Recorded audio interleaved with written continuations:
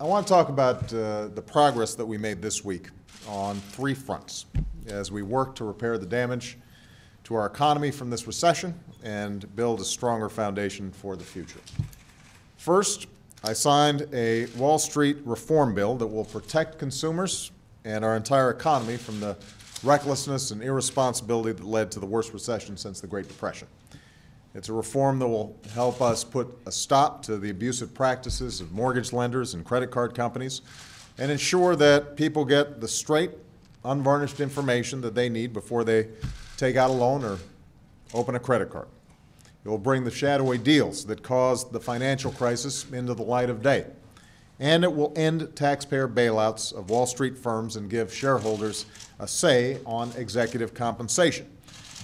The need for this reform, by the way, was underscored by the report issued by Ken Feinberg this morning, identifying a number of financial companies that continue to pay out lavish bonuses at the height of the financial crisis, even as they accepted billions of dollars in taxpayer assistance. Second, I signed a law that will improve our ability to crack down on improper payments made by our government. Every year, the government wastes tens of billions of dollars, taxpayer dollars, on erroneous payments to companies that haven't paid their taxes, or to prison inmates, or even to people who died a long time ago. Today, we have the technology to block these payments, and the law I signed will give us new tools to do so. I've set a target to save at least $50 billion by 2012, savings that are more important today than ever because we simply don't have any money to waste.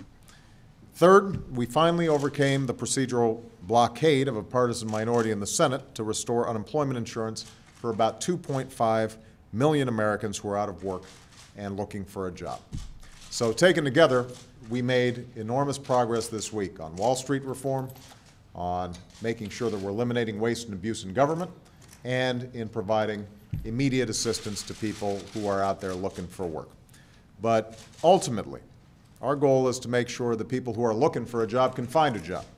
And that's why it's so important for the Senate to pass the additional steps that I've asked for to cut taxes and expand lending for America's small businesses, our most important engine for hiring and for growth.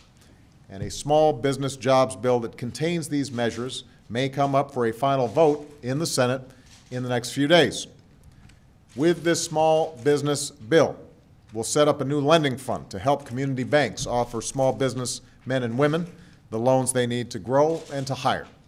We'll help states encourage more private sector loans to small businesses in industries like manufacturing or construction that have been especially hard hit by this recession. We'll expand our most successful small business initiatives and more than double the size of loans our small business owners can take out. And to unlock the growth of our entrepreneurs, we'll finally do what I've been advocating since I ran for president, which is to eliminate capital gains taxes entirely for key investments in small businesses. Now, last night, after a series of partisan delays, the Senate took an important step forward by supporting a lending fund in the overall small business jobs bill. I want to thank Senators Mary Landrieu and George Lemieux for their leadership and advocacy on behalf of the millions of small business people for whom this will make a meaningful difference.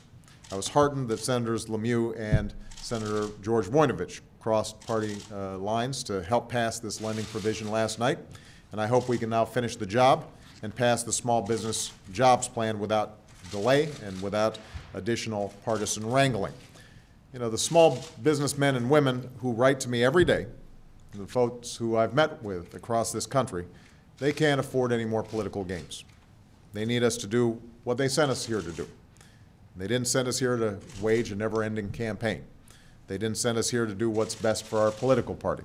They sent us here to do what's best for the United States of America and all its citizens, whether Democrats or Republicans or independents. In other words, they sent us here to govern. And that's what I hope we will do in the remaining days before the Congress takes its August recess. Thank you very much, everyone.